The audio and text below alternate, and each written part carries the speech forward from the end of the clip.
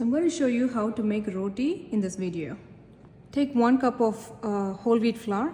You can find this in Indian store. They call it roti flour in the Indian store. And then I'm going to add half a teaspoon of salt and I'm going to mix it with my hands. Once the flour and the salt is mixed, I'm going to add water little by little. And it's really hard to give an exact measurement of water, how much water you need to add to make the dough. So you have to eyeball it. You have to keep mixing the flour and water, and you have to feel the flour so you know when to stop adding water. And don't worry if you add too much water, you can always add extra flour and fix the dough. So you don't have to worry about adding too much water. Now you see it's almost there. There is just a little bit flour over there. And you can wipe the bowl with the dough because the dough has moisture in it. So this moisture will take the flour which is sticking to the sides of the bowl. Now punch the dough and fold it back in. Punch the dough, fold it back in. So there we have our roti dough. Now take a small piece of the dough and make it into a smooth ball. So this is the size of the ball. This is the regular whole wheat flour which we use to make this dough. So I'm going to place the dough on the flour and then press it down into a patty. 1, press down to make 1 roll. 1, rotate it, and then 1 more roll. Now you see we have like a small circle the size of a palm. Add 1/4 teaspoon of oil. You can use vegetable oil. Spread it on the patty like how you apply jelly on a piece of bread. And then fold it to make a semicircle. Press it down so that they stick to each other. And then fold it again into half to make a triangle.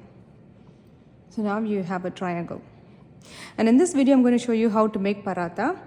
Paratha, roti, chapati, all these are very similar. They're all flat breads made with whole wheat flour. Now take this triangle.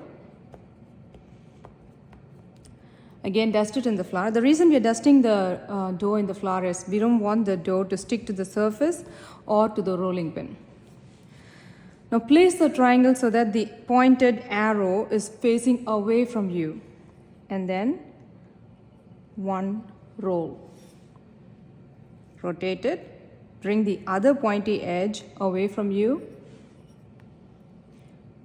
1 roll. Bring the other pointy edge away from you. 1 roll. And if you feel like the dough is sticking to the surface, then flip it over, add some flour. And don't worry about it, too much flour. We can always dust it off like this by flipping it between both your palms. Now, repeat the same process until you get the thickness of a thin tortilla.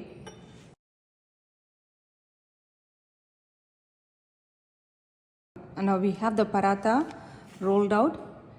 Next, we're going to cook this on a skillet. I'm going to use a non-stick skillet. You can use either non-stick or cast iron skillet. It is nice and hot. To check if it is hot enough, just sprinkle some water. If it makes a sizzling sound, then it's hot to make the roti. Place the paratha on the skillet. I'm using my hands to flip the paratha, but I would strongly suggest you to use a spatula. Now you see these tiny brown spots. That is what we're looking for. We're going to flip it on either side until we see a lot of these tiny brown spots.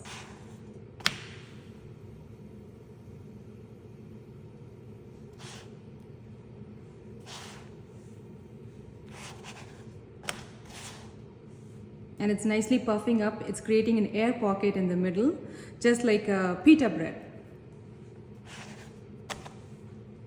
And we have these beautiful golden brown spots on either side. The paratha is almost done.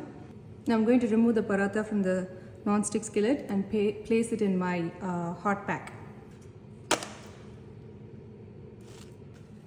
Now you can see the roti is nice and soft, and you can just stir it with your hands.